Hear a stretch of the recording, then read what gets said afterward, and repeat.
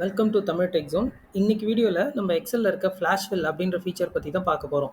So என்கிட்ட வந்து ஒரு டேட்டா இருக்குது, எம்ப்ளாயி டீட்டெயில்ஸ். இதில் பார்த்தீங்கன்னா எம்ப்ளாயி நேம், அவங்க ஒர்க் பண்ணுற லொக்கேஷன், அவங்க designation, year of joining and then department. இது எல்லாமே வந்து ஒரே செல்லில் இருக்குது. இப்போ இது எல்லாமே எனக்கு தனித்தனியாக வந்து ஸ்ப்ளிட் பண்ணி வேணும். இது நான் எப்படி பண்ணலான்னா, ஒன்று ஒன்றா மேனுவலாக டைப் பண்ணலாம். அப்படி இல்லை அந்த இடத்துலேருந்து காப்பி பண்ணி நான் பேஸ்ட் பண்ணிக்கலாம். பட் இது எல்லாமே வந்து எனக்கு நிறைய டைம் கன்சியூமிங்காக இருக்கும். பட் அதை ஈஸியாக பண்ணுறதுக்கு எப்படின்ற மெத்தட் தான் இப்போ நம்ம பார்க்க போகிறோம். ஸோ ஃபார் எக்ஸாம்பிள், இப்போ இந்த டேட்டா வந்து நான் ஸ்ப்ளிட் பண்ணி ஒரு ஒரு எம்ப்ளாயோட டீட்டெயில் மட்டும் நான் ஸ்ப்ளிட் பண்ணி டைப் பண்ணிட்டேன். இதுக்கப்புறம் ஃப்ளாஷ் ஃபில் யூஸ் பண்ண போகிறேன். அதுக்கான ஷார்ட்கட் என்னென்னா Ctrl+E.